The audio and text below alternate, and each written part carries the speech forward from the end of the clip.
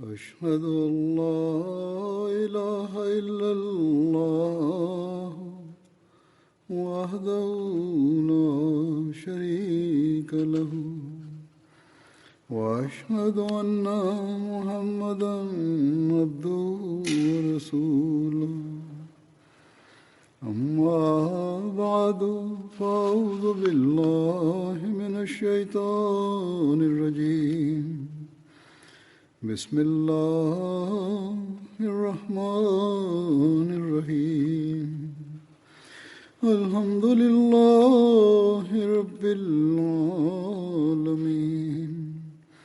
الرحمن الرحيم مالك يوم الدين إياك نعبد وإياك نستعين اهدنا الصراط المستقيم صراط الذين أنعمت عليهم غير المغضوب عليهم ولا الضالين.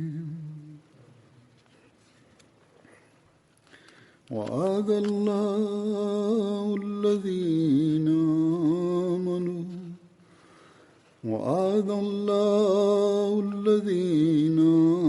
آمنوا منكم وعملوا الصالحات ليستخلفنهم في الأرض كما استخلف الذين من قبلهم ولا يمكنن لهم دينهم الذي ارتضى لهم ولا يبدلنهم من بعد خوفهم أمنا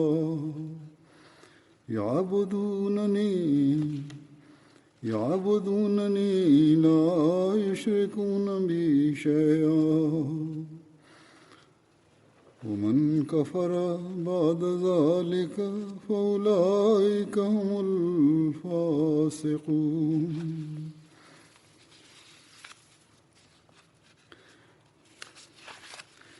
وأقيموا الصلاة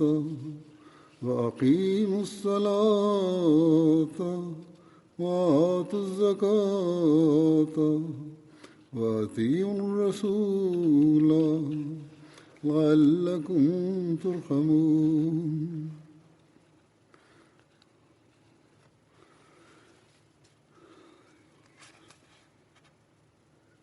നിങ്ങളിൽ നിന്ന് വിശ്വസിക്കുകയും സൽക്കർമ്മങ്ങൾ അനുഷ്ഠിക്കുകയും ചെയ്തവരോട് അല്ലാഹു ഉറച്ച വാഗ്ദാനം ചെയ്തിരിക്കുന്നു. അവർക്ക് മുമ്പുള്ളവരെ ഖലീഫമാരാക്കിയതുപോലെ അവരെ തീർച്ചയായും ഭൂമിയിൽ ഖലീഫമാരാക്കുകയും അവർക്കായി അവൻ തൃപ്തിപ്പെട്ട അവരുടെ മതത്തെ അവർക്ക് തീർച്ചയായും പ്രബലപ്പെടുത്തുകയും അവരുടെ ഭയാവസ്ഥയ്ക്ക് ശേഷം തീർച്ചയായും അവരെ സമാധാനാവസ്ഥയിലേക്ക് മാറ്റുകയും ചെയ്യുന്നതാണ്. അവർ എന്നെ മാത്രം ആരാധിക്കുന്നതാണ്, എന്നോട് മറ്റാരെയും പങ്കുചേർക്കുകയില്ല. ആരെങ്കിലും അതിനുശേഷം നിഷേധിക്കുകയാണെങ്കിൽ അവർ തന്നെയാണ് ധിക്കാരികൾ. നമസ്കാരം നിലനിർത്തുകയും സക്കാത്ത് കൊടുക്കുകയും റസൂലിനെ അനുസരിക്കുകയും ചെയ്യുക, നിങ്ങൾക്കുമേൽ കരുണ ചെയ്യപ്പെടുന്നതിനു വേണ്ടി.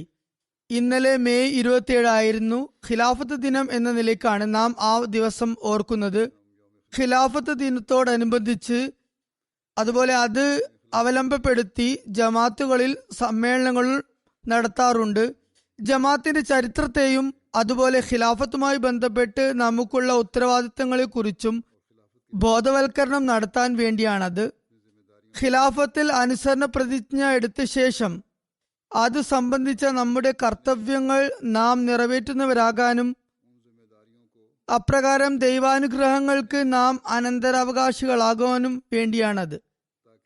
അള്ളാഹു നമുക്ക് മേൽ വലിയ ഔദാര്യമാണ് ചെയ്തിരിക്കുന്നത്.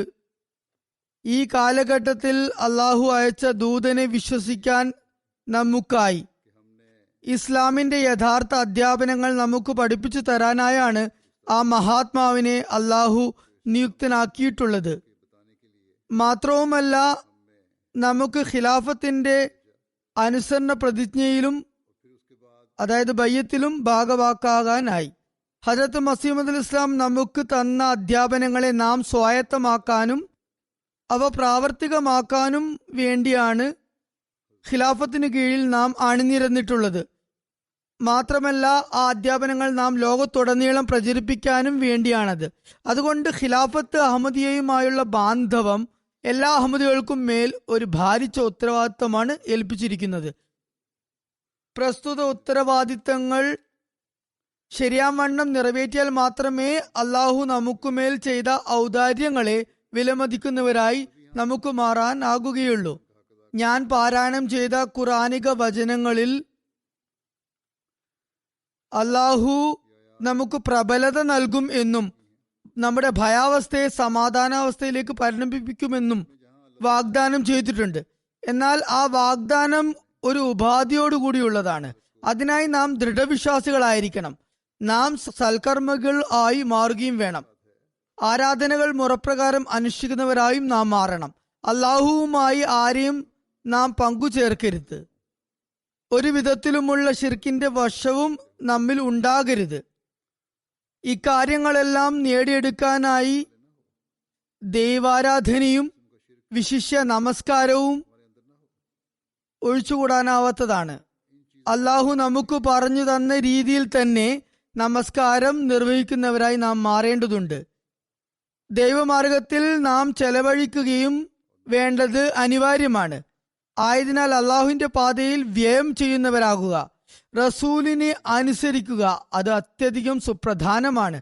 പ്രവാചകന്റെ എല്ലാ കൽപ്പനകളെയും കീഴ്വണങ്ങുന്നവരായി നാം മാറുക. ഇക്കാര്യങ്ങൾ നമ്മൾ ഓർമ്മിക്കുകയും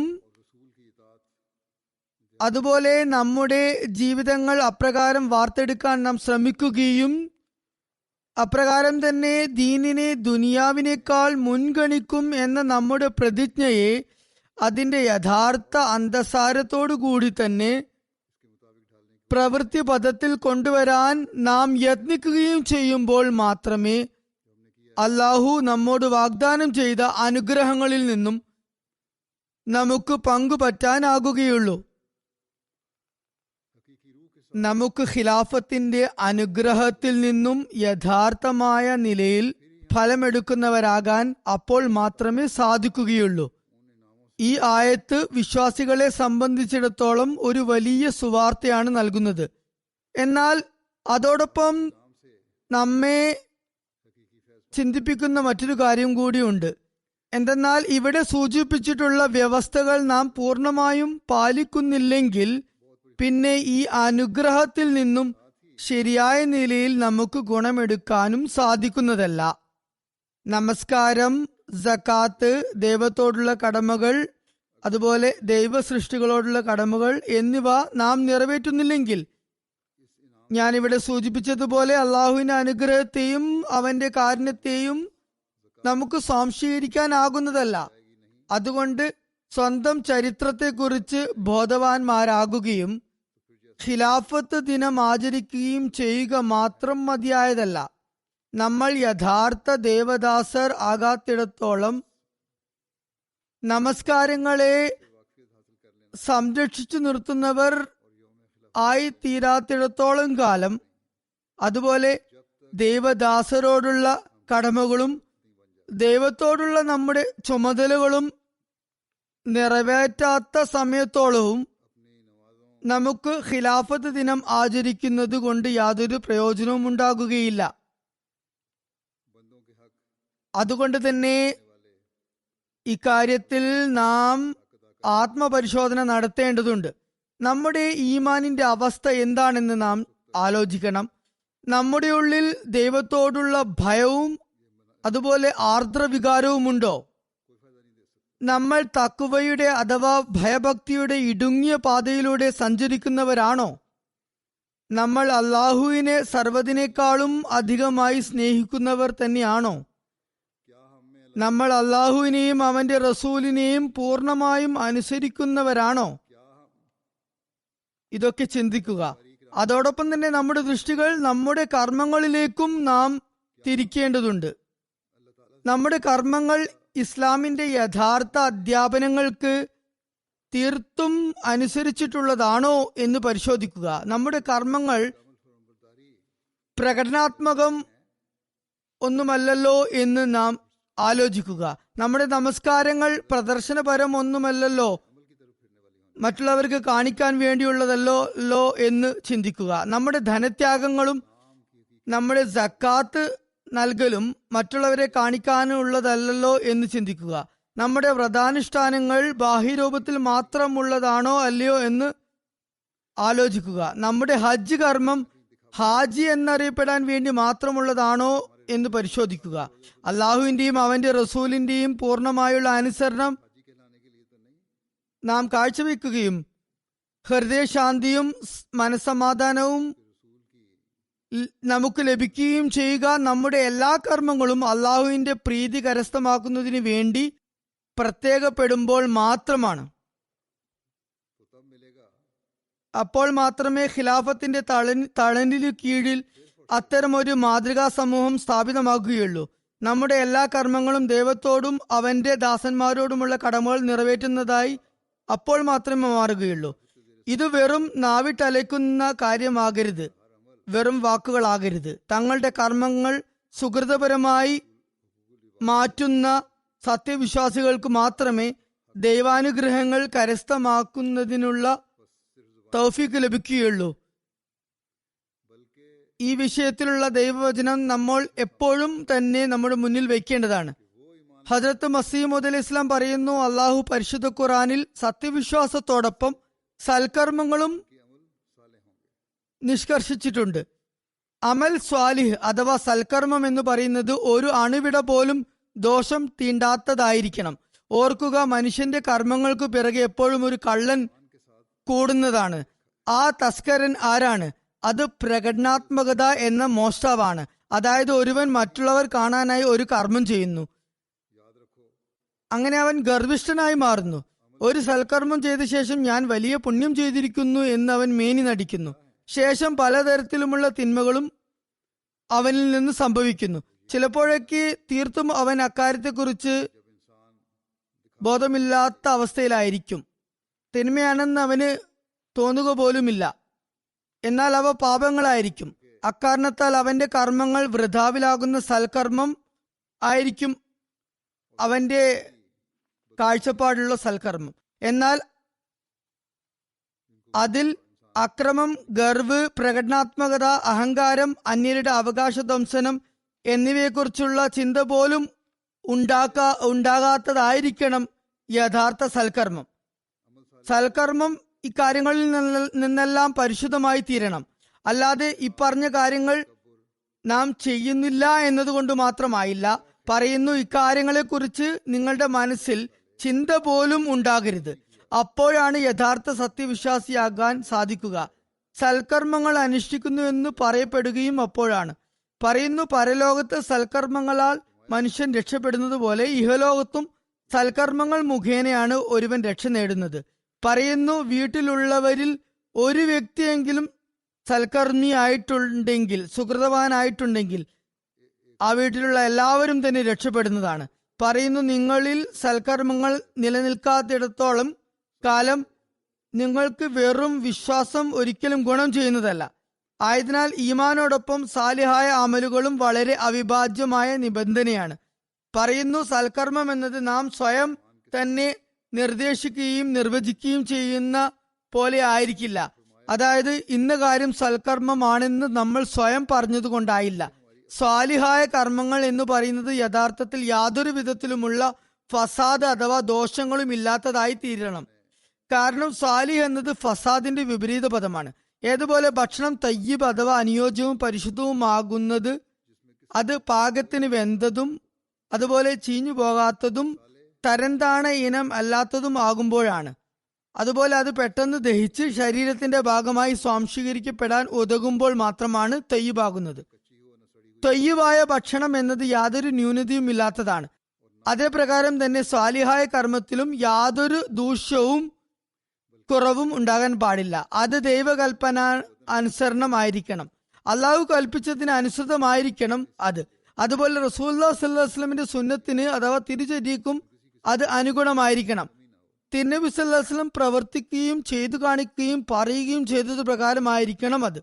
മാത്രമല്ല അതിൽ യാതൊരു തരത്തിലുള്ള അലസതയും പാടില്ല. ആ കർമ്മം ചെയ്യുന്നതിൽ യാതൊരു തരത്തിലുള്ള മടിയും പാടില്ല. അതിൽ ഗർവും പാടില്ല. പ്രദർശനാത്മകതയും ഉണ്ടാകരുത്. അത് സ്വന്തം നിർദ്ദേശിക്കുന്ന പ്രകാരവും ആകരുത്.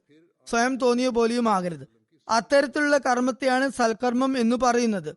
സൽക്കർമ്മത്തെക്കുറിച്ച് സ്വന്തമായ അഭിപ്രായങ്ങൾ പടച്ചുവിടരുത്. സ്വയം വ്യാഖ്യാനങ്ങൾ ചെയ്യാൻ നിങ്ങൾ നിൽക്കരുത്. ഇതുകൊണ്ട് ഇങ്ങനെയൊക്കെയാണ് ഉദ്ദേശിക്കുന്നത് എന്ന് പറഞ്ഞു നടക്കരുത്. മറിച്ച് അള്ളാഹുവിന്റെയും അവന്റെ റസൂലിന്റെയും കൽപ്പനകളെ അക്ഷരം പ്രതി പിന്തുടരുമ്പോഴാണ് അത് സൽക്കർമ്മമാകുന്നത്. പറയുന്നു, ഇത് സർവശ്രേഷ്ഠമായ കാര്യമാണ്, വളരെ വലിയ കാര്യവും വളരെ സുപ്രധാനമായ സംഗതിയുമാണ്. ഈ അവസ്ഥയെ സ്വായത്തമാക്കി കഴിഞ്ഞാൽ അള്ളാഹുവിന്റെ വാഗ്ദാനങ്ങളിൽ നിന്നും ഫലമെടുക്കുന്നവരായി നിങ്ങൾ മാറിയിരിക്കുന്നു എന്ന് നിങ്ങൾ മനസ്സിലാക്കിക്കൊള്ളുക. അഹമ്മദിയ ഖിലാഫത്തിനെ നിലനിർത്തുന്നു എന്ന പ്രതിജ്ഞയെ പൂർത്തിയാക്കുന്നവർ ഇത്തരം ആളുകൾ തന്നെയാണ്. അല്ലാതെ സ്വാർത്ഥ ലാഭം മുന്നിൽ കണ്ടുകൊണ്ട് സൽക്കർമ്മത്തെ തോന്നിയതുപോലെ വ്യാഖ്യാനിക്കുന്നവരല്ല അവർ.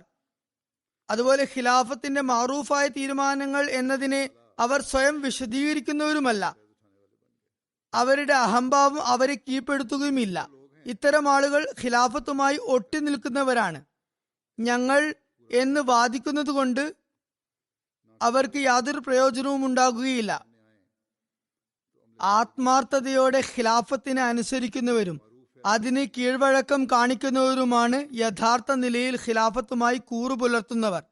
അവർ ഖിലാഫത്തിന്റെ സംരക്ഷകരും ഖിലാഫത്ത് അവരെ സംരക്ഷിക്കുന്ന നിലയിലുള്ളതും ആയിരിക്കും. കാലത്തിന്റെ ഖലീഫയുടെ ദുആകൾ അവർക്കൊപ്പം എന്നും ഉണ്ടാകും.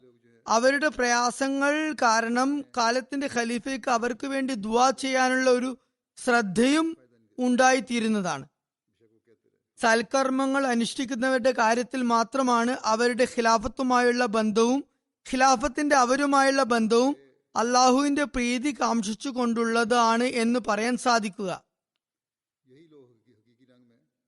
ഇങ്ങനെ ജമാഅത്തിന്റെയും കാലത്തിന്റെ ഖലീഫയുടെയും പരസ്പര ബന്ധം ദൈവപ്രീതി ലക്ഷ്യം വെച്ചുകൊണ്ട് മാത്രം നിലകൊള്ളുന്നത് ഒരു സത്യ ഖിലാഫത്തിൽ മാത്രമേ സാധിക്കുകയുള്ളൂ.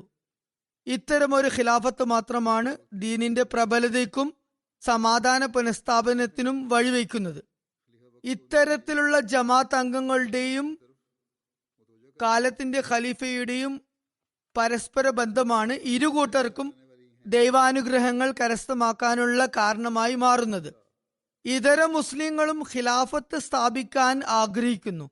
എന്നാൽ അത് ഭൗതികമായ വഴികളിലൂടെയാണ് അവർ ശ്രമിക്കുന്നത്.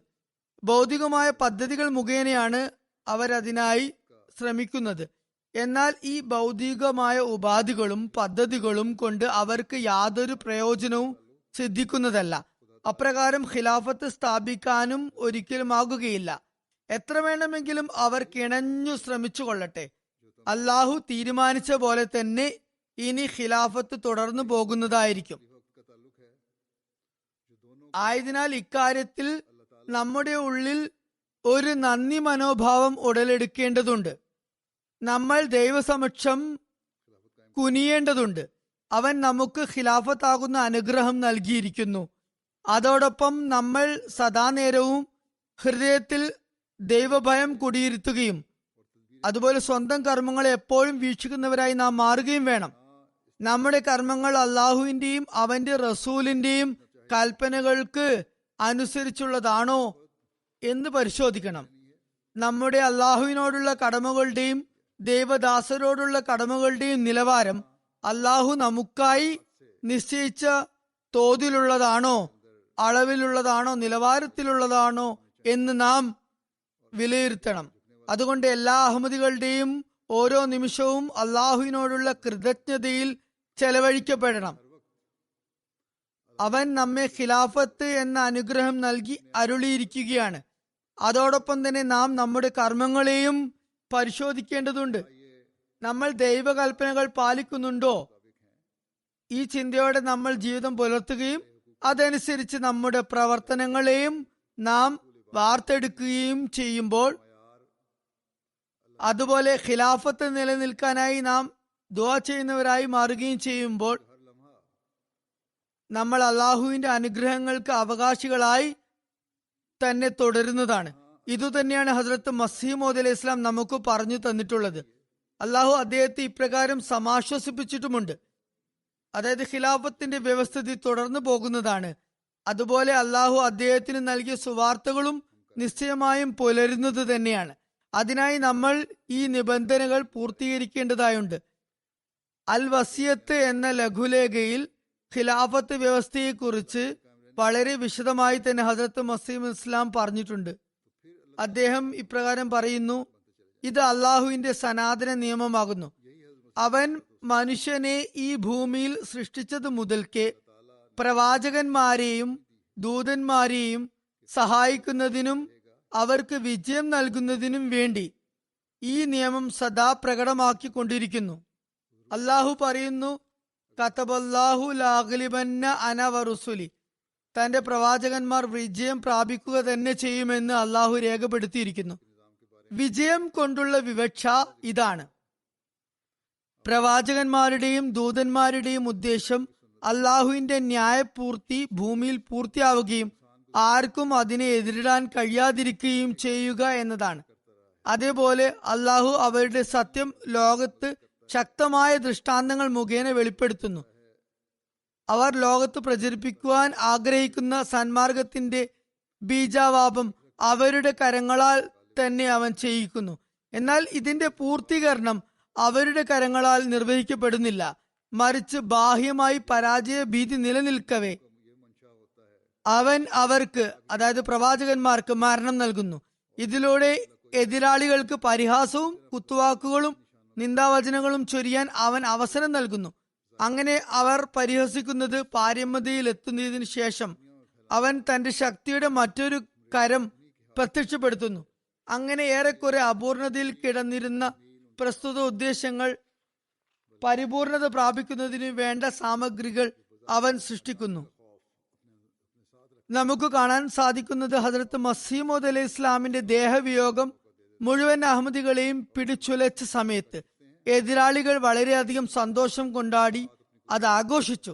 അദ്ദേഹത്തിന്റെ വഫാത്തിന് ശേഷം മനുഷ്യത്വം പോലും ലജ്ജിച്ച് തല താഴ്ത്തുന്ന വിധത്തിലുള്ള മോശം പരാമർശങ്ങളാണ് അവർ നടത്തിയത്. അള്ളാഹുവിന്റെയും അവന്റെ റസൂലിന്റെയും നാമങ്ങൾ ഉച്ചരിക്കുന്നവർ ഇത്ര കണ്ട് തരം താണും പോകുമോ എന്ന് ആരും കണ്ട് അമ്പരന്ന് പോകുന്ന നിലയിലുള്ള അസഭ്യങ്ങളാണ് അവർ പുലമ്പിയത്. അവർ പറഞ്ഞ തോന്നിയവാസങ്ങൾ ഞാൻ ഇവിടെ ഉദ്ധരിക്കേണ്ട കാര്യമില്ല. എന്നാൽ അവരുടെ മറ്റു കുചെയ്തികളെ കുറിച്ച് ഇവിടെ ഞാൻ പരാമർശിക്കുന്നതാണ്. അദ്ദേഹത്തിന്റെ മരണാനന്തരം ജമാഅത്തിന് പരിസമാപ്തി കുറിക്കാൻ അവർ ചെയ്ത യത്നങ്ങളെ കുറിച്ച് ഞാൻ പരാമർശിക്കുന്നതാണ്. ജമാഅത്തിന്റെ അഖണ്ഡത താറുമാറായി എന്നും അഹമ്മദികളെ അഹമ്മദിയത്തിൽ നിന്നും മാനസാന്തരപ്പെടുത്താൻ അവർക്കായി എന്നുമൊക്കെയുള്ള വ്യാജ പ്രചരണങ്ങൾ അവർ എങ്ങനെ നടത്തിയെന്ന് ഞാനിവിടെ സൂചിപ്പിക്കാം. ഒരു ആത്മീയ ഗുരുവായ അലി ഷാഹിന്റെ ജമാഅത്തിൽ ശിഷ്യന്മാർ പറഞ്ഞത് മിർസായികൾ മാനസാന്തരപ്പെട്ട് അവരോടൊപ്പം ബയ്യത്ത് ചെയ്തു ചേരുകയാണ് ചെയ്യുന്നത് എന്ന് അവർ വാദിക്കുകയുണ്ടായി. അതായത് ഹസ്രത്ത് മസീഹ് ഇസ്ലാമിന്റെ വിയോഗാനന്തരം അഹമ്മദിയത്തിൽ നിന്നും അഹമ്മദികൾ പശ്ചാത്തപിച്ചുകൊണ്ട് അവരുടെ കൂട്ടത്തിൽ ഉൾപ്പെടുകയാണെന്ന് അവർ വാദിച്ചു. ഖാജ ഹസൻ നിസാമി സാഹിബ് അഹമ്മദികൾക്ക് മുമ്പിൽ ഇങ്ങനെ ഒരു നിർദ്ദേശം വയ്ക്കുകയുണ്ടായി: മിർസ സാഹിബിന്റെ മസീഹും മഹദിയും എന്ന വാദത്തെ നിങ്ങൾ അഹമ്മദികൾ പൂർണ്ണമായും ഇനി നിരാകരിച്ചു കൊള്ളുക. കാരണം മിർസ സാഹിബിനെ പോലൊരു വിവേകിയുടെയും നേതൃത്വ പാഠമുള്ള വ്യക്തിയുടെയും അസാന്നിധ്യം കാരണം ഇനി അഹമ്മദികൾക്ക് ശത്രുപക്ഷത്തു നിന്നുമുള്ള കലാപങ്ങളെ നേരിടാനുള്ള ശക്തി ഉണ്ടാകുകയില്ല. ജമാഅത്തിന്റെ കെട്ടുറപ്പ് ഇനി തവിട് പൊടിയാകുന്നതാണ്. വളരെ നയതന്ത്രത്തോടെയും സൗമ്യ ഭാഷയിലുമാണ് ഇയാൾ ഇങ്ങനെ ഒരു നിർദ്ദേശം മുന്നോട്ട് വെക്കുന്നത്. ബാഹ്യമായ നിലയിൽ ആ വ്യക്തി വളരെ പക്വ ചിന്താഗതിക്കാരനായിരുന്നു. വളരെ നിഷ്കളങ്കത ഭാവിച്ചും സഹതാപം പ്രകടിപ്പിച്ചുമാണ് ഇയാൾ ഉപദേശിക്കുന്നത്. മിർസ സാഹിബ് മരണമടഞ്ഞിരിക്കുന്നു. ഇനി നിങ്ങളുടെ കാര്യങ്ങൾ നോക്കാൻ ആരുമില്ല. അതുകൊണ്ട് അഹമ്മദിയത്തിനെ നിങ്ങൾ ഉപേക്ഷിച്ചു കൊള്ളുക. നിങ്ങൾ വന്ന് ഞങ്ങളോടൊപ്പം ചേരുക. എന്ന് അയാൾ പറയുകയുണ്ടായി. എന്നാൽ ഹസ്രത്ത് മസീഹ് ഇസ്ലാമിനോട് അള്ളാഹു ചെയ്ത വാഗ്ദാനത്തിന്റെ ഗരിമയെ അവരുടെ കണ്ണുകൾക്ക് കാണാൻ സാധിക്കുമായിരുന്നില്ല. ഞാൻ നിന്നോടൊപ്പവും നിന്റെ പ്രിയരോടൊപ്പവും ഉണ്ട് എന്ന് അള്ളാഹു അദ്ദേഹത്തെ വെളിപാട് മുഖേന അറിയിച്ചതാണ്. അള്ളാഹു അദ്ദേഹത്തോട് ഇപ്രകാരം വാഗ്ദാനം ചെയ്തത് അദ്ദേഹത്തെ സമാശ്വസിപ്പിച്ചുകൊണ്ടായിരുന്നു. അതായത് അദ്ദേഹത്തിന് ശേഷം അദ്ദേഹത്തിന്റെ ഖിലാഫത്ത് പ്രസ്ഥാനത്തിന് അവൻ നാന്ദി കുറിക്കുന്നതാണ് എന്ന് അള്ളാഹു വാഗ്ദാനം ചെയ്തു. അള്ളാഹു ചെയ്ത വാഗ്ദാനങ്ങളും പ്രവചനങ്ങളും നിസ്സംശയം പൂർത്തീകരിക്കപ്പെടുന്നതാണ്. അദ്ദേഹം വളരെ സ്പഷ്ടമായി തന്നെ ഇപ്രകാരം പറഞ്ഞു: പ്രവാചകന്മാരുടെ ജമാഅത്ത് രണ്ടാം ശക്തി പ്രഭാവത്തെയും അതായത് ഖിലാഫത്തിനെയും ദർശിക്കുന്നതാണ്. ഇത്തരം ഒരു ഉദാഹരണം സമർപ്പിച്ചുകൊണ്ട് ഇവിടെ ചിലർക്കുള്ള മറുപടിയാണ് അദ്ദേഹം ഇവിടെ കൊടുത്തിരിക്കുന്നത്. ചില ദുർബല പ്രകൃതരായ അഹമ്മദികൾ ഹസ്രത്ത് മസീഹ് ഇസ്ലാം ഒരു നബി ആയിരുന്നു എന്ന് പറയാൻ വൈക്ലഭ്യം കാണിക്കാറുണ്ട്. അതിനുള്ള മറുപടിയാണ് ഇവിടെ ലഭിച്ചത്. അദ്ദേഹം സ്വയം തന്നെ പറഞ്ഞത് എന്റേത് ഒരു പ്രവാചകന്റെ ജമാഅത്താണ്, ഞാൻ ഒരു പ്രവാചകനാണ് എന്നാണ്. അദ്ദേഹം പറഞ്ഞു, പ്രവാചകന്മാരുടെ ജമാഅത്ത് രണ്ടാം ദിവ്യശക്തി പ്രഭാവത്തെയും കാണുന്നതാണ്, അത് നിങ്ങളും ദർശിക്കുമാറാകുന്നതാണ്. അതിനായി ഈമാനോടെ നിലകൊള്ളുകയും സൽക്കർമ്മങ്ങൾ അനുഷ്ഠിക്കുകയും വേണം. രണ്ടാം ദിവ്യശക്തി പ്രഭാവം തുടർന്നു പോകുന്നതാണ് എന്നതിനെ കുറിച്ച് അദ്ദേഹം ഇപ്രകാരം പറയുന്നു: ചുരുക്കത്തിൽ അള്ളാഹു രണ്ടു വിധത്തിലുള്ള ദിവ്യശക്തി പ്രഭാവങ്ങളാണ് വെളിപ്പെടുത്തുന്നത്. ഒന്നാമതായി പ്രവാചകന്മാരുടെ കരങ്ങളിലൂടെ അള്ളാഹു സ്വയം തന്റെ ദിവ്യശക്തിയുടെ ഹസ്തം പ്രകടമാക്കുന്നു. രണ്ടാമതായി പ്രവാചകന്റെ വഫാത്തിന് ശേഷം പ്രയാസങ്ങളെ അഭിമുഖീകരിക്കേണ്ടി വരികയും ശത്രുക്കൾ ശക്തി ആർജിക്കുകയും പ്രവർത്തനങ്ങൾ താറുമാറാകുകയും എന്ന് കരുതപ്പെടുകയും ജമാഅത്ത് നാമാവശേഷമായെന്ന് ശത്രുക്കൾ ഉറപ്പിക്കുകയും ചെയ്യുന്നു. കൂടാതെ ജമാഅത്തിലെ അംഗങ്ങൾ അങ്കലാപ്പിലാക്കപ്പെടുകയും അവരുടെ സ്ഥൈര്യം ചോർന്നു പോവുകയും തുടർന്ന് പല നിർഭാഗ്യവാന്മാരും മുർത്തദ്ദാവാൻ മതനിരാസത്തിനുള്ള വഴി അവലംബിക്കുകയും ചെയ്യുന്നു. അപ്പോൾ അള്ളാഹു തന്റെ അതിമഹത്തായ ദിവ്യശക്തി ഒരിക്കൽ കൂടി വെളിപ്പെടുത്തിക്കൊണ്ട് വീഴാനാവുന്ന ജമാഅത്തിനെ പിടിച്ചു നിർത്തുന്നു. അതിനാൽ അന്ത്യം വരെ സഹനം കൈക്കൊള്ളുന്നവർ അള്ളാഹുവിന്റെ ഈ അത്ഭുത ദൃഷ്ടാന്തം ദർശിക്കുന്നതാണ്. ഹദരത്ത് അബൂബക്കർ സിദ്ദീഖ് റളിയല്ലാഹുവിന്റെ കാലത്ത് സംഭവിച്ചതുപോലെ ഹദരത്ത് മുഹമ്മദ് മുസ്തഫ സല്ലല്ലാഹു അലൈഹി വസല്ലം തിരുമേനിയുടെ വേർപാട് അകാലത്തുണ്ടായ ഒരു വേർപാടായിരുന്നു എന്ന് മനസ്സിലാക്കപ്പെടുകയും ദുഃഖഭാരത്താൽ സഹാബിമാർ പരിഭ്രാന്തരാവുകയും വളരെയേറെ ഗ്രാമീണവാസികൾ ആയ അറബികൾ ഇസ്ലാം മതം ഉപേക്ഷിക്കുകയും ചെയ്തു.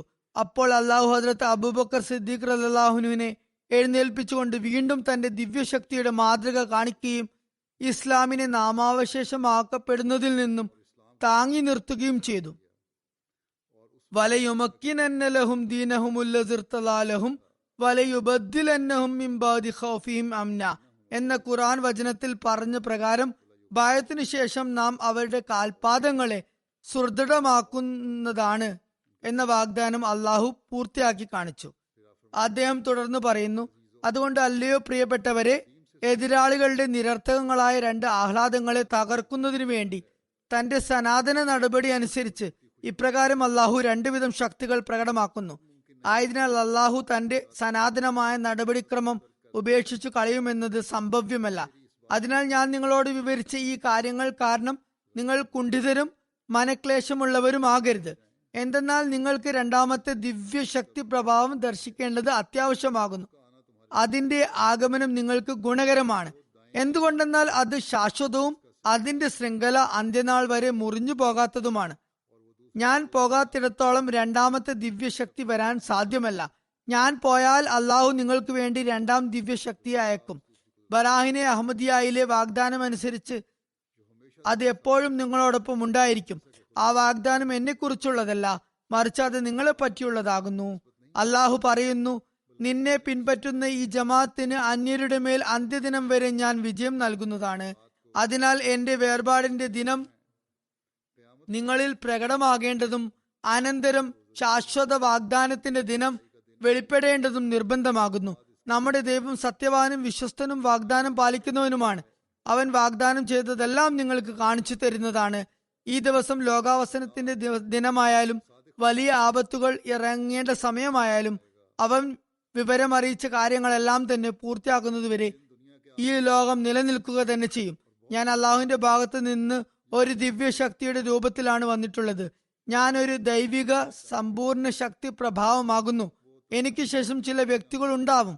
അവർ രണ്ടാം ദിവ്യശക്തിയുടെ പ്രതീകങ്ങളായിരിക്കും.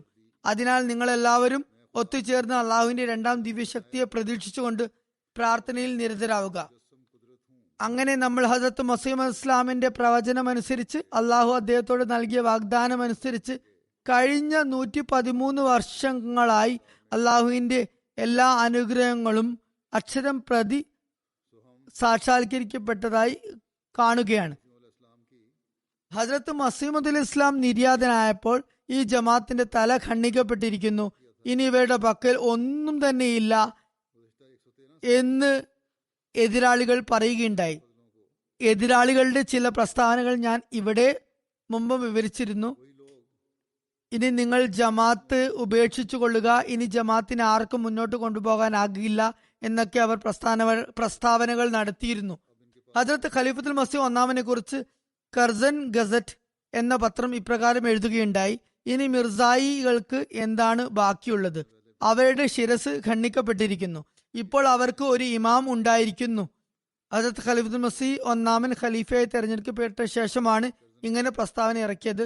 ഇപ്പോൾ അവർക്ക് ഒരു ഇമാം ഉണ്ടായിരിക്കുന്നു. ഈ ഇമാമിന് വേറെ ഒന്നും തന്നെ ചെയ്യാനാകില്ല. മസ്ജിദിൽ വെച്ച് അദ്ദേഹത്തിന് നിങ്ങൾക്ക് ഖുർആൻ ഓതി കേൾപ്പിക്കാനാകും, അത്രമാത്രം. എന്നാൽ ബുദ്ധി കൈമോശം വന്ന ഇവർക്ക് എന്തറിയാനാണ്? ഹജറത്ത് ഇബ്രാഹിം അലൈഹി ഇസ്ലാം തന്റെ വംശപരമ്പരയിൽ നിന്നും ഒരു മഹത്തായ പ്രവാചകൻ അവതീർണനാകാൻ ദുആ ചെയ്തിരുന്നത് ഈ മഹത്തായ പ്രവർത്തനത്തിന് വേണ്ടി തന്നെയാണ്. ഈ മഹത്തായ ശരീഅത്ത് അഥവാ ന്യായപ്രമാണവുമായി തന്നെയാണ് തിരുനബി സല്ലല്ലാഹു അലൈഹി വസല്ലം അയക്കപ്പെട്ടിരുന്നതും.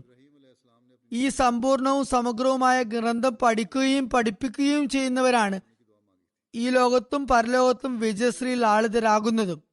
ഈ ഗ്രന്ഥത്തിന്റെ അധ്യാപനങ്ങളെ പ്രചരിപ്പിക്കാൻ തന്നെയാണ് ഹജറത്ത് മസീഹ് ഇസ്ലാം നിയുക്തനായിട്ടുള്ളതും. ഈ ഒരു പ്രവൃത്തി ചെയ്യുന്നതിന് വേണ്ടിയാണ് ഖിലാഫത്ത് വ്യവസ്ഥിതിക്ക് നാന്ദി കുറക്കപ്പെട്ടതും. എന്തായാലും അവരുടെ ഈ വാക്കുകൾ ശ്രവിച്ചപ്പോൾ ഹജറത്ത് ഖലീഫത്തുൽ മസീഹ് ഒന്നാമൻ റളിയല്ലാഹു അൻഹു പറഞ്ഞു, അള്ളാഹു സഹായിച്ച് അങ്ങനെ തന്നെ സംഭവിക്കട്ടെ. എനിക്ക് നിങ്ങൾക്ക് മുമ്പാകെ ഖുർആൻ കേൾപ്പിക്കാൻ സാധിക്കുമാറാകട്ടെ. ഈ ജോലി ഹജറത്ത് ഖലീഫത്തുൽ മസീഹ് ഒന്നാമൻ ചെയ്യുകയുണ്ടായി. വളരെ ഭംഗിയായി തന്നെ അത് നിർവഹിച്ചു. എന്നാൽ ശത്രുക്കൾ കരുതിയിരുന്നത് ഇനി ജമാഅത്തിന്റെ വ്യവസ്ഥിതിയിൽ വീഴ്ചകൾ ഉണ്ടാകും, ഇതിന്റെ സുഭദ്രത വിനഷ്ടമാകും എന്നൊക്കെ ആയിരുന്നു. അതെല്ലാം അവരുടെ വെറും വ്യാമോഹങ്ങളായി തന്നെ അവശേഷിച്ചു. ഹജറത്ത് ഖലീഫത്തുൽ മസീഹ് ഒന്നാമൻ കപടവിശ്വാസികളുടെയും അഞ്ചുമന്റെ ചില കാര്യകർത്താക്കളുടെയും ഫിത്നകളെ അതിശക്തമായി തന്നെ ചെറുത്ത് നിർത്തി. അവർക്കാർക്കും പിന്നെ യാതൊരു തരത്തിലുള്ള ദ്രോഹപ്രവർത്തനങ്ങൾ ചെയ്യാനും ശക്തിയും ധൈര്യവും ഉണ്ടായില്ല. അദ്ദേഹം ഖലീഫയായ ശേഷമുള്ള ആദ്യ പ്രസംഗത്തിൽ ഇപ്രകാരം പറയുന്നു: ഇനി നിങ്ങളുടെ പ്രകൃതിയുടെ ചായ്വ് ഏതു ഭാഗത്തേക്കായാലും നിങ്ങൾക്ക് എന്റെ കൽപ്പനകൾ പാലിക്കേണ്ടതായി തന്നെ വരും. പിന്നീട് അദ്ദേഹം മറ്റൊരു അവസരത്തിൽ മസ്ജിദ് മുബാറക്കിൽ വളരെ പ്രൗഢോജ്വലമായ നിലയിൽ ഒരു പ്രഭാഷണം നടത്തിക്കൊണ്ട് ഇപ്രകാരം പറഞ്ഞു: നിങ്ങൾ നിങ്ങളുടെ പ്രവർത്തികൾ കാരണമായി എന്നെ എത്രത്തോളം വേദനിപ്പിച്ചിരിക്കുന്നു എന്നാൽ ഈ പള്ളിയുടെ നിങ്ങൾ നിർമ്മിച്ച ഭാഗത്ത് ഞാൻ നിൽക്കുന്നു പോലുമില്ല. ഞാൻ എന്റെ മിർസായുടെ പള്ളിയിലാണ് ഇപ്പോൾ നിൽക്കുന്നത്. അതായത് ഹസരത്ത് മസീഹ് ഇസ്ലാമിന്റെ കാലത്ത് തുടക്കത്തിൽ പണി കഴിക്കപ്പെട്ട പള്ളിയുടെ ഭാഗത്താണ് അദ്ദേഹം അപ്പോൾ നിന്നിരുന്നത്. പിൽക്കാലത്ത് ജമാഅത്തിൽ നിന്നും ചന്തകൾ പിരിച്ച് വിപുലീകരിച്ച പള്ളിയുടെ ഭാഗത്ത് നിൽക്കാൻ പോലും അദ്ദേഹം കൂട്ടാക്കിയില്ല. അദ്ദേഹം പറയുന്നു, ഞാൻ ആ ഭാഗത്ത് നിൽക്കുക പോലുമില്ല. ഹസരത്ത് മസീഹ് ഇസ്ലാമിന്റെ കാലത്ത് നിർമ്മിക്കപ്പെട്ട ശരിക്കും മസ്ജിദിന്റെ ഭാഗത്താണ് ഞാൻ നിന്നിരിക്കുന്നത്. അപ്പോൾ ആ വിപുലീകരിച്ച ഭാഗം ഉണ്ടായിരുന്നുമില്ല. പറയുന്നു, എന്റെ തീരുമാനം ഇതാണ്: സമുദായവും അഞ്ചുമനും രണ്ടും ഖലീഫയുടെ ആജ്ഞാനുവർത്തികളാണ്. രണ്ടു കൂട്ടരും സേവകരാണ്. അതായത് അഞ്ചുമനും അതുപോലെ വിശ്വാസികളും എല്ലാവരും ഖലീഫയുടെ സേവകരാണ്. അഭിപ്രായങ്ങൾ വയ്ക്കാൻ അഞ്ചുമന് പറ്റും. കൂടിയാലോചന നടത്താനുള്ള നിർദ്ദേശങ്ങൾ വയ്ക്കാനാകും. ഇത്തരത്തിൽ കൂടിയാലോചന നടത്തുന്നതും അനിവാര്യം തന്നെ. തുടർന്ന് പറഞ്ഞു, ഖലീഫയുടെ ജോലി ബയ്യത്ത് സ്വീകരിക്കലാണ്. യഥാർത്ഥ വിധികർത്താവ് അഞ്ചുമനാണ് എന്ന് എഴുതിയത് ആരായാലും അവർ അക്കാര്യത്തിന് വേണ്ടി പശ്ചാത്താപിക്കേണ്ടതുണ്ട്. അള്ളാഹു എന്നെ ഇപ്രകാരം അറിയിച്ചിരിക്കുന്നു: ഈ ജമാഅത്തിൽ നിന്നും ആരെങ്കിലും നിന്നെ ഉപേക്ഷിച്ചു പോയാൽ അതിനു പകരമായി ഞാൻ നിനക്കൊരു ജമാഅത്ത് തന്നെ നൽകുന്നതാണ്.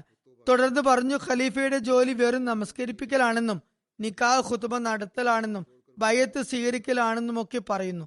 ഇതൊരു മുല്ലായ്ക്ക് പോലും ചെയ്യാനാകും. ഇതിനുവേണ്ടി ഖലീഫ എന്തിനാണ്?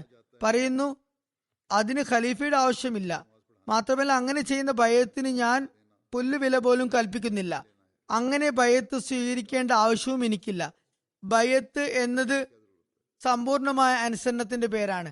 ഖലീഫയുടെ ഒരു കൽപ്പനയും ബയത്തിന് ശേഷം ധിക്കരിക്കാൻ പാടുള്ളതല്ല. ഈ പ്രഭാഷണത്തിൽ അദ്ദേഹം മുനാഫിക്കങ്ങളുടെ പദ്ധതികളെ വിഫലവും വ്യർത്ഥവുമാക്കി തീർക്കുകയും അതോടൊപ്പം അവരുടെ വായടപ്പിക്കുകയും ചെയ്തു. അക്കൂട്ടർ വെറും വൃദ്ധനും ദുർബലനും എന്ന് കരുതിയ ആ വ്യക്തി ദൈവസഹായത്തോടെ സംസാരിച്ചപ്പോൾ അതിന്റെ ആഘാതത്തിൽ അവരെല്ലാവരും നുര അമർന്നു പോകുന്നത് പോലെ നിശ്ചലരായി മാറി. വീരവാദം മുഴക്കിയവരൊക്കെ തന്നെ മുഖം മറച്ചു പിടിക്കാൻ തുടങ്ങി. ജമാഅത്തിലെ ആത്മാർത്ഥ ജനങ്ങൾ ഒരു പുത്തൻ ആവേശത്തോടെ ബയ്യത്ത് ചെയ്ത് തങ്ങളുടെ ബയ്യത്ത് പുതുക്കി. പിന്നീട് ജമാഅത്ത് എങ്ങനെ പുരോഗതിയുടെ പടവുകൾ താണ്ടിയെന്ന് ലോകം തന്നെ കാണുകയുണ്ടായി. മാർച്ച് 1914 ഒന്നാം ഖലീഫയുടെ നിര്യാണത്തെ തുടർന്ന് ജമാഅത്തിൽ ഒരു ഭൂചലനത്തിന്റെ പ്രതീതി തന്നെ ഉളവായി. ചില അഞ്ചുമന്റെ കാര്യസ്ഥരും അഞ്ചുമൻ തന്നെ ആയിരിക്കണം ഹസ്രത്ത് മസീഹ് ഇസ്ലാമിന്റെ യഥാർത്ഥ പിന്തുടർച്ചാവകാശി എന്ന് ദുർവാശി പിടിച്ച് നടന്നവരും ഉണ്ടായിരുന്നു. അവർ ഹസ്രത്ത് ഖലീഫത്തുൽ മസീഹ് ഒന്നാമൻ കാരണമായി മൗനം പാലിച്ചിരിക്കുകയായിരുന്നു. ആ സമയത്ത് അവരും ദ്രോഹബുദ്ധ്യ തലപൊക്കാൻ തുടങ്ങി. അതുപോലെ മുനാഫിക്കങ്ങളും പതിയെ മുൻനിരയിലേക്ക് വരാൻ തുടങ്ങി. എന്നാൽ വീണ്ടും അള്ളാഹുവിന്റെ സഹായത്തിന്റെയും പിന്തുണയുടെയും കരങ്ങൾ ഹദ്രത്ത് മസീഹ് ഇസ്ലാമിനോട് അവൻ ചെയ്ത വാഗ്ദാനങ്ങൾ അനുസരിച്ച് തന്നെ ഖിലാഫത്തിന്റെ മഹിത സ്ഥാനത്തെ സുരക്ഷിതമാക്കാനായി പ്രവർത്തിക്കുകയുണ്ടായി. അഞ്ചുമന്റെ കാര്യകർത്താക്കൾക്ക് ജമാഅത്ത് ഹദ്രത്ത് മിർസ ബഷീറുദ്ദീൻ മഹ്മൂദ് അഹമ്മദിനെ ഖലീഫയാക്കും എന്ന ഭയവും ഉണ്ടായിരുന്നു. അതിനാൽ ഖലീഫയുടെ തെരഞ്ഞെടുപ്പ് തന്നെ നടക്കാതിരിക്കാൻ അവർ ഒരുപാട് പ്രയത്നിച്ചു. എങ്ങനെയെങ്കിലും അക്കാര്യം ഇല്ലാതാക്കാൻ അവർ തീരുമാനിച്ചു. കുറച്ചു കാലത്തേക്കായാലും അത് നിർത്തലാക്കണമെന്ന് അവർ കരുതി. ഹദ്രത്ത് മിർസ ബഷീറുദ്ദീൻ മഹ്മൂദ് അഹമ്മദ് സ്പഷ്ടമായ നിലയിൽ പറഞ്ഞു, ഖലീഫ എന്തു തന്നെ ആയാലും വേണം. എന്നാൽ അതോടൊപ്പം ഞാൻ ഇവിടെ മറ്റൊരു കാര്യവും വ്യക്തമാക്കുകയാണ്. ഖലീഫ ആകണമെന്ന് എനിക്ക് യാതൊരു താല്പര്യവുമില്ല. നിങ്ങൾ ആരെ വേണമെങ്കിലും ഖലീഫയായി തിരഞ്ഞെടുത്തുകൊള്ളുക. ഞാനും എന്റെ മുഴുവൻ കുടുംബാംഗങ്ങളും ആ വ്യക്തിക്ക് സത്യഹൃദയത്തോടെ ബയത്ത് ചെയ്യാൻ ഒരുക്കമാണ്. എന്നാൽ തങ്ങളാണ് ബുദ്ധിരാക്ഷസന്മാർ എന്ന് കരുതുന്ന അക്കൂട്ടർ അക്കാര്യം സമ്മതിക്കാൻ കൂട്ടാക്കിയില്ല. എന്തായാലും തീരുമാനം അദ്ദേഹത്തിന് അനുകൂലമാകുമെന്ന അപകടവും അവർക്ക് തോന്നിയിരുന്നു. അവർ വെറും അധികാരം മോഹിക്കുന്നവരായിരുന്നു. മിർസ ബഷീറുദ്ദീൻ മഹ്മൂദ് അഹമ്മദ് അള്ളാൻഹു അവരോട്, നിങ്ങൾ നിശ്ചയിക്കുന്ന ഏത് ഖലീഫയ്ക്കും ഞാൻ ബയത്ത് ചെയ്യാൻ ഒരുക്കമാണ്. എന്തായാലും ഒരു ഖലീഫ വേണ്ടതുണ്ട് എന്ന് പറഞ്ഞപ്പോൾ അവരത് ചെവിക്കൊണ്ടില്ല. എന്തായാലും പിന്നീട് ഹസ്രത്ത് മസീഹ് ഇസ്ലാമിന്റെ വസിയത്ത് പ്രകാരം വിശ്വാസികളുടെ ജമാഅത്ത് മസ്ജിദ് നൂറിൽ ഒരുമിച്ച് കൂടി. അപ്പോൾ 2000-ഓ അതിലധികമോ അല്ലെങ്കിൽ അല്പം കുറവോ ആളുകൾ അവിടെ ഉണ്ടായിരുന്നു. എല്ലാവരും ഒരുമിച്ച് ഹസ്രത്ത് മിർസ ബഷീറുദ്ദീൻ മഹ്മൂദ് അഹമ്മദിനെ തന്നെ ഖലീഫയായി തെരഞ്ഞെടുത്തു. ആ നേരത്തെ ജനങ്ങൾ മുന്നിലുള്ളവരുടെ തലയ്ക്കു മീതെ ചാടി ബയത്ത് ചെയ്യാനായി മുന്നേറുകയായിരുന്നു. ആ കാഴ്ചക്ക് സാക്ഷ്യം വഹിച്ചവർ ഇപ്രകാരം എഴുതുന്നു: അള്ളാഹു തെരഞ്ഞെടുത്ത ഖലീഫയുടെ ബയത്ത് ചെയ്യാനായി ആളുകളെ മലക്കുകൾ തൂക്കി പിടിച്ചുകൊണ്ട് മുന്നോട്ട് നയിക്കുന്ന പോലെയാണ് അപ്പോൾ തോന്നിയത്. അപ്പോൾ അഞ്ചുമന്റെ കാര്യസ്ഥന്മാരിൽ ചിലർ അഞ്ചുമന്റെ എല്ലാ വലിയ ഖജനാവുകളും കാലിയാക്കി അവിടെ നിന്നും അപ്രത്യക്ഷരാകുകയുണ്ടായി. എന്നാൽ അഹമ്മദിയ ഖിലാഫത്ത് മുഖേന എപ്രകാരമാണ് അള്ളാഹു ജമാഅത്തിനെ പ്രബലപ്പെടുത്തിയതെന്ന് പിന്നീട് ലോകം തന്നെ കാണുകയുണ്ടായി. അള്ളാഹു ഏതൊരു യുവാവിന്റെ കൈകളിലാണോ ഖിലാഫത്തിന്റെ കടിഞ്ഞാണ് ഏൽപ്പിച്ചത്, അദ്ദേഹം ജമാഅത്തിനോടൊപ്പം എത്ര ദ്രുതഗതിയിലാണ് പുരോഗതിയുടെ പടവുകൾ താണ്ടി മുന്നേറിയത് എന്നതിന് ഹസരത്ത് മുസ്ലിം മൗദ് അള്ളാഹുവിന്റെ ഖലീഫത്തുൽ മസീഹ് സാനിയുടെ 52 വർഷത്തെ നീണ്ട ഖിലാഫത്ത് കാലഘട്ടം സാക്ഷിയാണ്. അഞ്ചുമന്റെ ഖജനാവ് ഖാലിയാക്കി കടന്നു കളഞ്ഞവർ വാദിച്ചു കൊണ്ടിരുന്നത് കാദിയാനിൽ ഇനി അങ്ങോട്ട് ക്രിസ്ത്യാനികളുടെ ഭരണമായിരിക്കും എന്നായിരുന്നു. ഇന്ന് ആ പറഞ്ഞവരുടെ വംശപരമ്പരയ്ക്ക് തന്നെ കാണാൻ സാധിക്കുന്നത് ക്രിസ്ത്യാനികളെ മസീഹ് മുഹമ്മദിയുടെ കൊടിക്കീഴിൽ ഒരുമിച്ച് കൂട്ടും വിധം അഹമ്മദിയ ഖിലാഫത്ത് അള്ളാഹുവിന്റെ സഹായത്താൽ മുന്നേറുന്നതായാണ്. അതാണ് നാം ഇപ്പോൾ കാണുന്നത്. ഹദരത്ത് മുസ്ലിം മൗദുല്ലാൻഹു ലോകത്തിലെ ഒട്ടനവധി രാജ്യങ്ങളിൽ ജമാഅത്തിന്റെ മിഷനുകൾ തുറക്കുകയുണ്ടായി. ആഫ്രിക്കയിൽ ക്രിസ്തീയ മതപ്രചാരകർക്ക് അഹമ്മദികളായ മതപ്രചാരകരുടെ മുമ്പിൽ, അഹമ്മദി മുബല്ലിഗുമാരുടെ മുമ്പിൽ നിൽക്കക്കള്ളിയില്ലാത്ത, അവരെ ഭയപ്പെടുന്ന അവസ്ഥയായിരുന്നു അപ്പോൾ ഉണ്ടായത്. ക്രിസ്തു മതത്തിന്റെ വ്യാപനത്തിന്റെ മാർഗത്തിൽ അഹമ്മദിയത്ത് ഒരു വൻ വിലങ്ങു തടിയാണെന്ന് ഒടുക്കം അവർ തന്നെ സമ്മതിക്കുകയുണ്ടായി. അവരുടെ റിപ്പോർട്ടുകളിൽ ഇക്കാര്യം പരാമർശിച്ചിട്ടുമുണ്ട്. ചുരുക്കത്തിൽ ഖാദിയാനിൽ ആക്രമണം നടത്താനുള്ള പദ്ധതിയോ അതോ തബ്ലീഗിന്റെ രംഗമോ ഹിജ്റത്തിന്റെ സമയമോ ഏതവസരത്തിലായാലും ശക്തമായ നിലപാടെടുക്കുന്ന ഖലീഫ ജമാഅത്തിന്റെ പെട്ടകത്തെ അള്ളാഹുവിന്റെ ഭാഗത്തു നിന്നുള്ള സഹായ സഹകരണങ്ങളോടുകൂടി വിജയത്തിന്റെ ലക്ഷ്യസ്ഥാനത്തിലേക്ക് എത്തിക്കുകയും സുരക്ഷിതമാക്കുകയും ചെയ്യുകയുണ്ടായി. അവസാനം ദൈവവിധി പ്രകാരം 1965 നവംബറിൽ അദ്ദേഹം ചരമം പ്രാപിച്ചപ്പോൾ അള്ളാഹു തന്റെ ദ്വിതീയ ദിവ്യശക്തി പ്രഭാവത്തിന്റെ മൂന്നാമത്തെ പ്രകട സ്വരൂപത്തെ, മൂന്നാം ഖിലാഫത്തിനെ എഴുന്നേൽപ്പിച്ചു നിർത്തി. അങ്ങനെ ജമാഅത്തിനെ അള്ളാഹു ഭയത്തിൽ നിന്നും സമാധാനാവസ്ഥയിലേക്ക് പരിണമിപ്പിക്കുകയും ഹജറത്ത് മിർസ നാസിർ അഹമ്മദ് ഖലീഫത്തുൽ മസീഹ് മൂന്നാമന്റെ കരങ്ങളിൽ ജമാഅത്തിനെ ഒരുമിച്ച് കൂട്ടുകയും ചെയ്തു. ശേഷം ജമാഅത്ത് അഭിവൃദ്ധിയുടെ പുതിയ ഉയരങ്ങളിലേക്ക് കുതിച്ചു മുന്നേറി. ജമാഅത്ത് ആഫ്രിക്കയിൽ സ്കൂളുകളും ആശുപത്രികളും തുറക്കുകയും അങ്ങനെ ഒരു പുതിയ കാലഘട്ടത്തിന് തന്നെ തുടക്കം കുറിക്കുകയും ചെയ്തു. അങ്ങനെ ലോകത്ത് ജമാഅത്ത് അറിയപ്പെടാൻ തുടങ്ങി. ഹജറത്ത് ഖലീഫത്തുൽ മസീഹ് മൂന്നാമൻ ആഫ്രിക്കയിലെ അഹമ്മദികളുള്ള ചില രാജ്യങ്ങളിൽ ആദ്യമായി പര്യടനം നടത്തിയപ്പോൾ അതിന് അസാധാരണമായ സ്വാധീന ഫലങ്ങൾ കാണുമാറായി. ആഫ്രിക്കൻ രാഷ്ട്രങ്ങളിലുള്ള ഒരു അഹമ്മദിയ ഖലീഫയുടെ ആദ്യത്തെ പര്യടനമായിരുന്നു അത്. 1974 പാകിസ്ഥാനിലെ അന്നത്തെ ഭരണകൂടം അഹമ്മദികൾക്കെതിരെ ഒരു ഗൂഢവും കിരാതവുമായ പദ്ധതി ആവിഷ്കരിക്കുകയും അഹമ്മദികളെ അമുസ്ലിങ്ങളാക്കി പ്രഖ്യാപിച്ചുകൊണ്ടുള്ള ഒരു നിയമം പ്രാബല്യത്തിൽ കൊണ്ടുവരികയും ചെയ്തു. ഖിലാഫത്താകുന്ന പരിചയക്കു പിറകിൽ നിന്നുകൊണ്ട് ആ ഭയാനകമായ ആക്രമണ പരമ്പരയെ ജമാഅത്ത് സധൈര്യം മറികടക്കുകയും ജമാഅത്തിന്റെ പുരോഗതികൾക്ക് തുരങ്കം വയ്ക്കാനുള്ള ശത്രുക്കളുടെ പരിശ്രമങ്ങളെ അള്ളാഹു വിഫലവും വ്യർത്ഥവുമാക്കുകയും ചെയ്യുകയുമുണ്ടായി. ജമാഅത്തിന്റെ കൈകളിൽ ഭിക്ഷപാത്രം പിടിപ്പിക്കും എന്ന് സംസാരിച്ചിരുന്ന ശത്രുക്കളുടെ ആഗ്രഹങ്ങൾക്ക് മേൽ അള്ളാഹു മണ്ണിട്ടു. അള്ളാഹു ജമാഅത്തിന് സാമ്പത്തികമായി ഭദ്രതയ്ക്കുള്ള പുതുപുത്തൻ മാർഗങ്ങൾ തുറന്നുകൊടുത്തു. അതുപോലെ ജമാഅത്തിലെ അംഗങ്ങളെ ശത്രുക്കൾ സാമ്പത്തികമായി വെറും പാപ്പരാക്കി തീർക്കാൻ ശ്രമിക്കുകയും നന്നെ ബുദ്ധിമുട്ടുകയും ചെയ്തപ്പോൾ അവർക്ക് അള്ളാഹു സാമ്പത്തികമായ ഉന്നമനം നൽകി. അതുപോലെ അവർക്ക് രാജ്യത്തിന് പുറത്തു പോകാനുള്ള മാർഗങ്ങളും അള്ളാഹു തുറന്നുകൊടുത്തു. 1974 ശേഷം ജർമ്മനിയിലേക്കും ഇതര രാജ്യങ്ങളിലേക്കുമായി കുടിയേറി പാർത്തവർ തങ്ങൾക്ക് അള്ളാഹു സാമ്പത്തികമായ കെട്ടുറപ്പ് നൽകിയതിനെ കുറിച്ച് അവരുടെ സന്താന പരമ്പരകളോട് പറഞ്ഞു കൊടുക്കേണ്ടതാണ്. അവർക്കെതിരെയുണ്ടായ ശത്രുക്കളുടെ നീക്കത്തെക്കുറിച്ചും അതുപോലെ ഖിലാഫത്തിന്റെ തണലിൻ കീഴിൽ അള്ളാഹു അവർക്ക് വേണ്ടി പുതുവഴികൾ തുറന്നു കൊടുത്ത കാര്യവും അതുപോലെ 1000 മടങ്ങ് സാമ്പത്തികമായ അഭിവൃദ്ധി അവർക്ക് നൽകിയ കാര്യവുമെല്ലാം അവർ വരും തലമുറകൾക്ക് പറഞ്ഞു കൊടുക്കേണ്ടതുണ്ട്. 1982 ഖലീഫത്തുൽ മസീഹ് മൂന്നാമനും നമ്മെ വിട്ടുപിരിയുകയുണ്ടായി. തുടർന്നും അള്ളാഹു ഹജറത്ത് മിർസ താഹിർ അഹമ്മദ് ഖലീഫത്തുൽ മസീഹ് നാലാമൻ മുഖേന ജമാഅത്തിന്റെ ഭീതിതാവസ്ഥയെ സമാധാനാവസ്ഥയിലേക്ക് പരിവർത്തിപ്പിക്കുകയുണ്ടായി. അപ്പോൾ ശത്രുക്കൾ ജമാഅത്തിന്റെ അഭിവൃദ്ധി കണ്ട് ബോധം നഷ്ടപ്പെട്ടവരായി മാറി. ശത്രുക്കൾ ഒരിക്കൽ കൂടി ആദ്യം മുതൽക്കേ എന്ന പോലെ ആക്രമണങ്ങൾക്ക് ഉള്ള പുതിയ പദ്ധതികൾ ആവിഷ്കരിച്ചു. അഹമ്മദിയ ഖിലാഫത്തിനെ നിർജീവമായ ഒരു അവയവമാക്കി മാറ്റാൻ, തീർത്തും നിർജീവമാക്കി മാറ്റാൻ അവർ കിണഞ്ഞു പരിശ്രമിച്ചു. ശത്രുക്കൾ ജമാഅത്തിന്റെ തല മുറിച്ചു മാറ്റുമെന്ന് പകൽക്കിനാവ് കണ്ടു.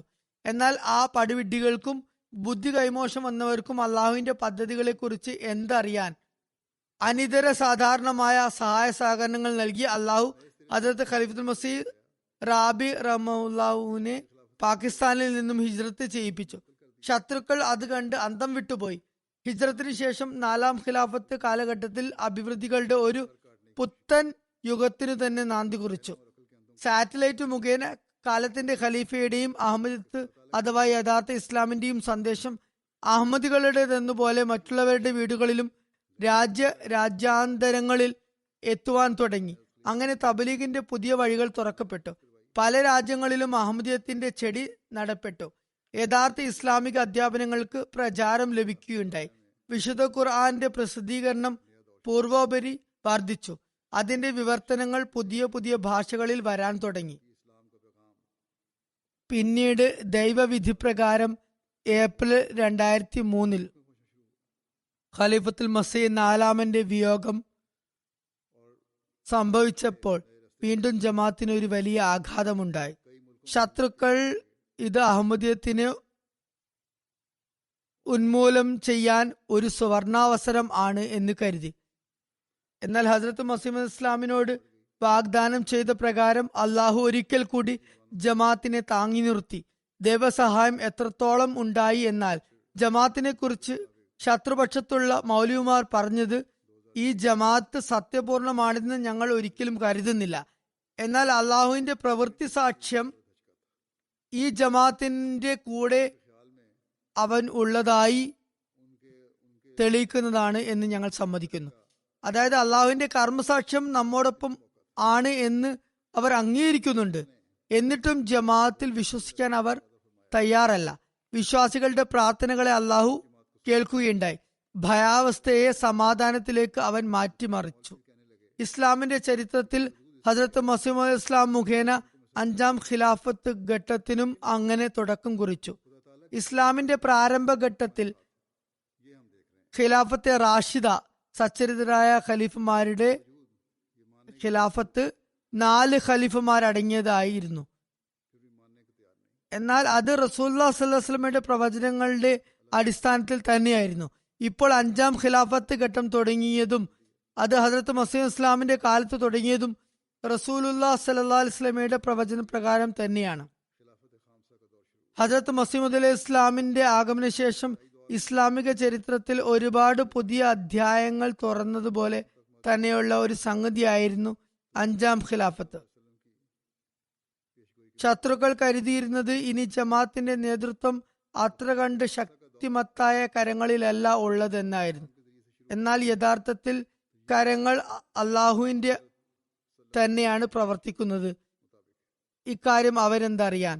ആ കരങ്ങൾ ആരെയാണോ തുണയ്ക്കുന്നത്, ആരെയാണോ സഹായിക്കുന്നത്, ആ വ്യക്തിയെ അല്ലെങ്കിൽ പ്രസ്ഥാനത്തെ ആ കരങ്ങൾ കൂടുതൽ ശക്തി പകരുന്നതാണ്.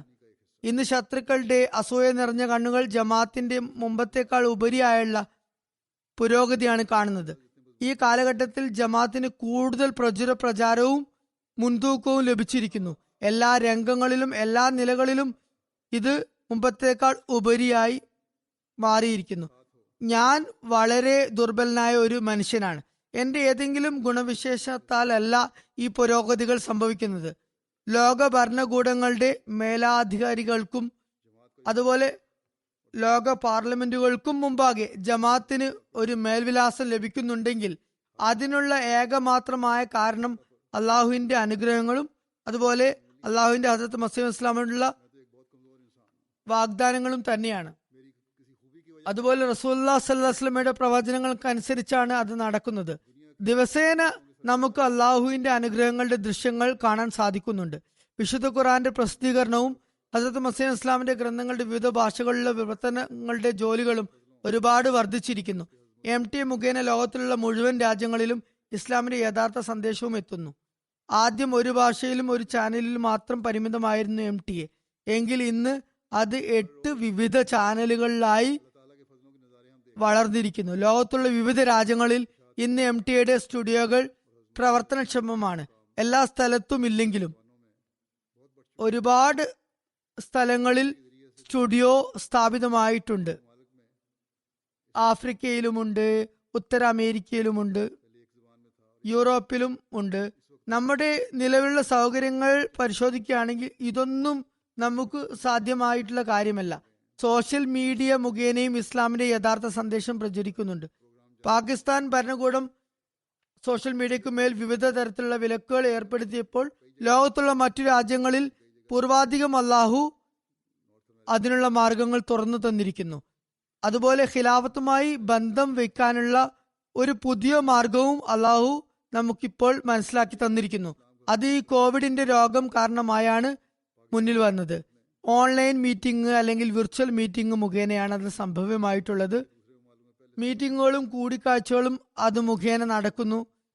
അത് മുഖേന നേരിട്ട് ജമാത്തുകളുമായി ബന്ധപ്പെടാൻ സാധ്യമായിരിക്കുന്നു.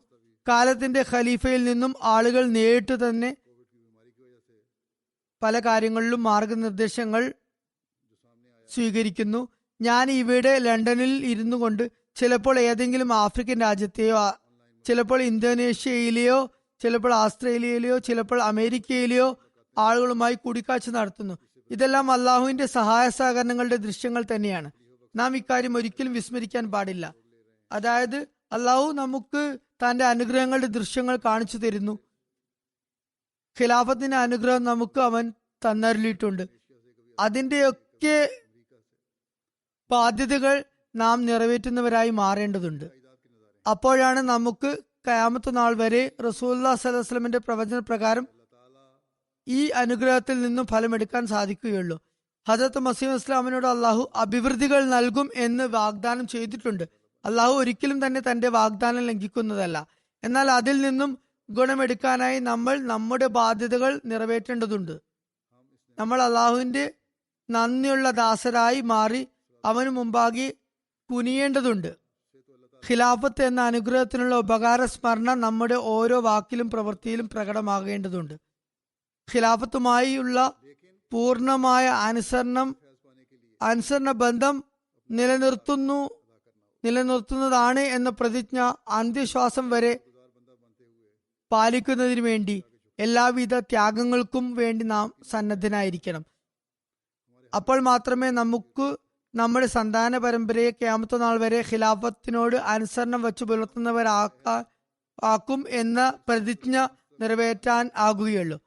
ഹദരത്ത് മസീഹ് അലൈഹി ഇസ്ലാം നമ്മളിൽ ഈമാനിൽ അടിയുറച്ചു നിന്നുകൊണ്ട് എല്ലാ ത്യാഗങ്ങൾക്കും സന്നദ്ധരായി നിലകൊള്ളുന്നവർക്ക് മാത്രമേ അള്ളാഹുവിന്റെ അനുഗ്രഹങ്ങളുടെ അവകാശികളാകാൻ സാധിക്കുകയുള്ളൂ എന്ന് പറഞ്ഞിട്ടുണ്ട്. ഒരിക്കൽ ഹദരത്ത് മസീഹ് ഇസ്ലാം ഇപ്രകാരം പറയുകയുണ്ടായി: അള്ളാഹു നിങ്ങളെ വ്യർത്ഥമാക്കും എന്ന് നിങ്ങൾ ഒരിക്കലും കരുതരുത്. ഭൂമിയിൽ വിതക്കപ്പെട്ട ഒരു ദൈവകരത്തിലെ ഒരു വിത്താകുന്നു നിങ്ങൾ.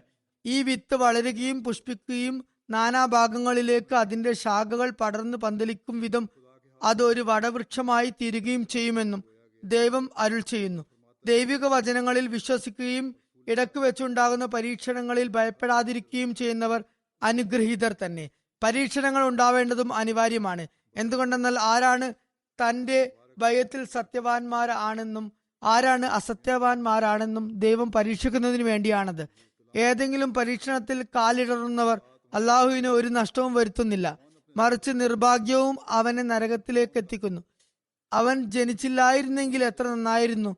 അവസാനം വരെ സഹനം കൈക്കൊള്ളുന്നവർ ആപത്തുകളുടെ ഭൂകമ്പങ്ങൾ ഉണ്ടായാലും അപകടങ്ങളുടെ കൊടുങ്കാറ്റുകൾ ആഞ്ഞടിച്ചാലും സമൂഹങ്ങൾ പരിശിക്കുകയും പുച്ഛിക്കുകയും ചെയ്താലും ലോകം കഠിന വിദ്വേഷങ്ങളോടെ വർത്തിച്ചാലും അവർ തന്നെയായിരിക്കും ഒടുവിൽ വിജയശ്രീ ലാളിതരായിത്തീരുന്നത്.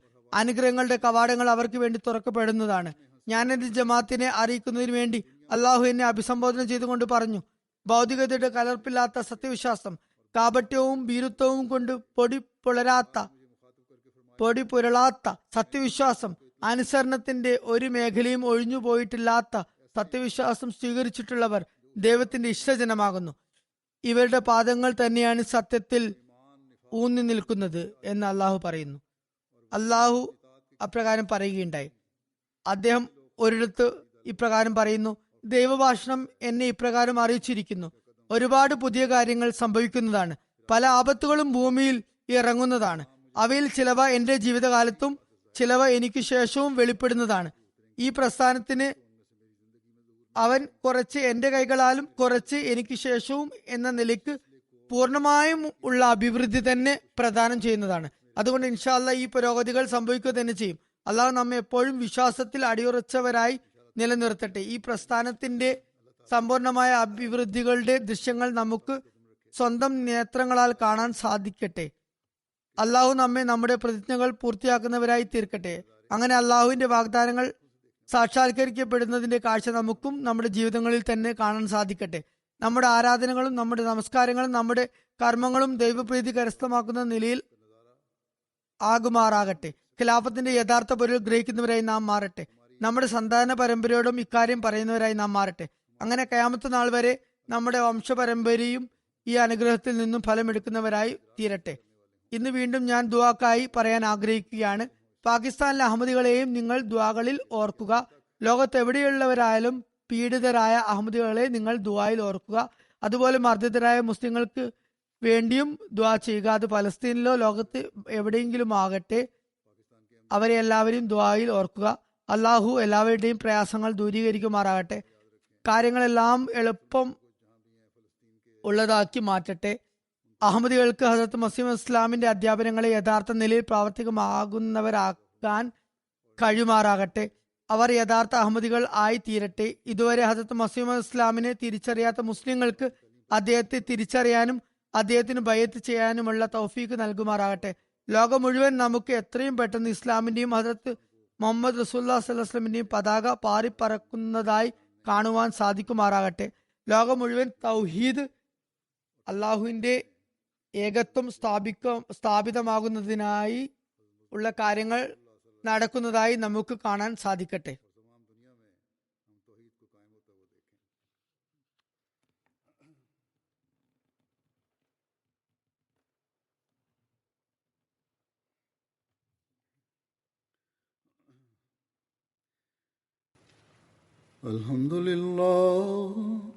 الحمد لله نحمده ونستعينه ونستغفره ونؤمن به ونتوكل عليه ونعوذ بالله من شرور أنفسنا ومن سيئات أعمالنا من يهده الله فلا مضل له ومن يضلل فلا هادي له ونشهد أن لا إله إلا الله ونشهد أن محمدا عبده ورسوله عباد الله رحمكم الله إن الله يأمر بالعدل والإحسان وإيتاء ذي القربى